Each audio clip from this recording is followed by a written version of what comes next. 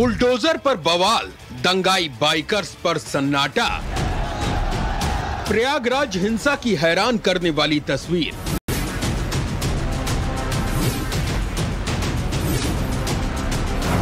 प्रयागराज में हिंसा करने बाइक से आए थे उपद्रवी।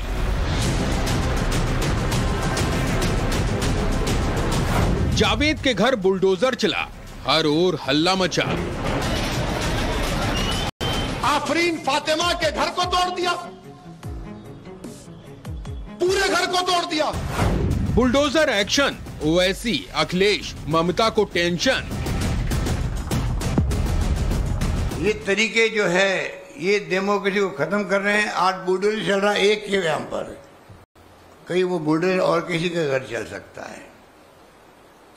ये कोई कानून है क्या? राज कानून का रहेगा। बाइकर्स गैंग की तस्वीर आई तो सबने चुप्पी साध ली।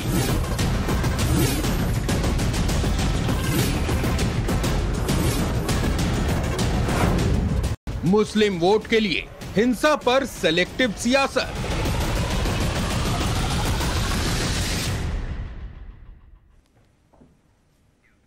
नमस्कार, टाइम्स ऑफ भारत देख रहे हैं आप और मैं हूं प्रीति नेगी आपके साथ। नमस्कार, आपके साथ हूं मैं दीपिका यादव। आज हम आपको अपने इस बेहद खास शो में देश में हिंसा के नाम पर हो रही सिलेक्टिव सियासत के बारे में बताएंगे।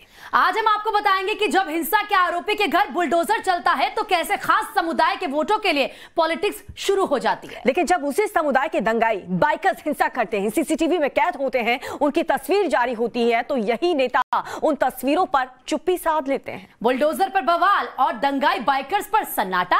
आज हम इसी सियासी सोच को डिकोड करेंगे और इसी कड़ी में सबसे पहले आपको दिखाएंगे दंगाई बाइकर्स पर बड़ा खुलासा। रिपोर्ट देखिए।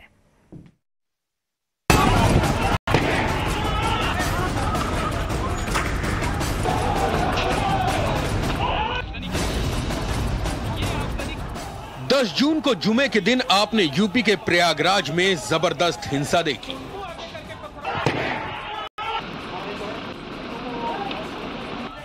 आपने प्रयागराज में गली के कोने से छिपकर पुलिस वालों पर पत्थरबाजी करते कम उम्र के उपद्रवी देखे। आपने 10 जून को जुमे के दिन प्रयागराज में सड़क पर आगजनी करते उपद्रवियों की तस्वीर भी देखी।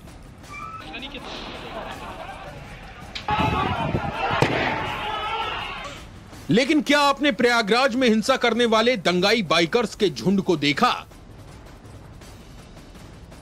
टाइम्स नाउ भारत ने एक दिन पहले ही आपको धाकड़ एक्सक्लूसिव में प्रयागराज के दंगाई बाइकर्स के बारे में जानकारी दी थी। टाइम्स नाउ भारत ने एक दिन पहले ही खुलासा कर दिया था कि प्रयागराज में हुई हिंसा में कई उपद्रवी बाहर से आए थे जो बाइक सवार थे। करीब 150 से ज्यादा वाहनों का इस्तेमाल प्रयागराज में हुई हिंसा में किया गया था, जिसमें से अधिकतर बाइक थी। अब प्रयागराज के उन्हीं दंगाई बाइकर्स की तस्वीर पुलिस ने जारी कर दी है। आप देखिए कि कोई स्कूटी पर है तो कोई बाइक पर, कोई अकेले शहर में हिंसा करने निकला है तो कहीं कोई अपनी बाइक पर एक और उपद्रवी को बिठाए हुए है और दंगा कर रहा है। किसी ने नकाब पहन रखा है तो कोई बिना नकाब के ही उपद्रव कर रहा है। प्रयागराज हिंसा के दौरान बाइकर्स गैंग की ये तस्वीर आप पहली बार टीवी पर देख रहे हैं। इन तस्वीरों में दिख रहे दंगाई बाइक और स्कूटी से आए थे। कुछ के बारे में कहा जा रहा है कि वो लोकल थे, जबकि कुछ दूसरे जिलों से आए थे। पुलिस सूत्रों के मुताबिक इनकी संख्या 1 दर्जन के आसपास थी। बाइक और स्कूटी पर जो नंबर प्लेट लगी थी, टाइम्स नाउ भारत ने उसकी पड़ताल की। पड़ताल से क्या निकला आपको बारी बारी बताते हैं। सबसे पहले बाइक के नंबर की बात। सीसीटीवी में दिखे बाइक का नंबर यूपी 70 FX 9073 है। पड़ताल में यह नंबर हुंडई कार की नाम से रजिस्टर्ड है। पड़ताल से साबित होता है कि बाइक में लगा नंबर प्लेट फर्जी है। हमने इस तस्वीर में दिख रही एक स्कूटी के नंबर की पड़ताल भी की। सीसीटीवी में दिखे स्कूटी का नंबर यूपी 70 FW 8099 है। पड़ताल में यह नंबर स्कूटी का ही निकला। स्कूटी का नंबर प्रयागराज में एक महिला के नाम से रजिस्टर्ड है। स्कूटी किसी दूसरे की, बाइक किसी और की, और कहीं बाइक पर लगी नंबर प्लेट किसी कार की। यानी सब के सब वाहन फर्जी, और इसी फर्जी नंबर प्लेट का सहारा लेकर हिंसा की गई। यानी कई बड़े राज छिपाने की कोशिश की गई। इन बाइकर्स दंगाइयों को बुलाने का मकसद यही था कि ये लोग जुमे के दिन प्रयागराज में जमकर उत्पात मचाएं, हिंसा, आगजनी, तोड़फोड़ करें, पुलिस की पकड़ में भी ना आए और तेजी से फुर्र हो जाएं। लेकिन तीसरी आंख ने इन्हें पहचान लिया। इनके चेहरे कैमरे में कैद हो गए और पुलिस के सूत्रों के मुताबिक जांच में अब इनका बच पाना नामुमकिन है। प्रयागराज से मनीष यादव के साथ उत्कर्ष सिंह, टाइम्स नाउ नव भारत। तो प्रयागराज के दंगाई बाइकर्स की तस्वीर आपने देखी। प्रयागराज एसएसपी ने जानकारी दी है कि 29 गंभीर धाराओं में मामले दर्ज हुए हैं। 92 आरोपियों की गिरफ्तारी हुई है। एफआईआर में 40 लोगों के नाम हैं जो सीसीटीवी में दिखे हैं और वो फरार हैं।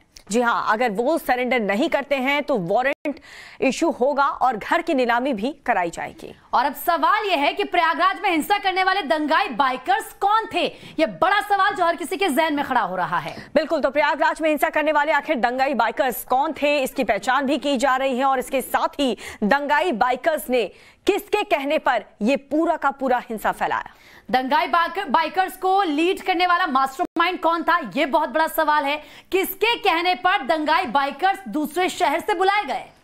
किसके कहने पर दंगाई दूसरे शहर से बुलाए गए? बुलडोजर एक्शन पर सवाल। और दंगाई अगर बाइकर्स उनके नाम सामने आते हैं तो उस पर जो ये तमाम नेता जो बयानबाजी कर रहे हैं वो चुप्पी साध लेते हैं। ऐसा क्यों? प्रयागराज में हिंसा के मास्टरमाइंड कहे जा रहे जावेद के घर पर बुलडोजर कार्रवाई हुई तो इस पर सियासत जमकर हुई है। तो अपने देश में ओवैसी, ममता से लेकर के अखिलेश तक ने सवाल उठाए तो पाकिस्तान के नेता भी इस बुलडोजर एक्शन पर बिलबिलाने लगे।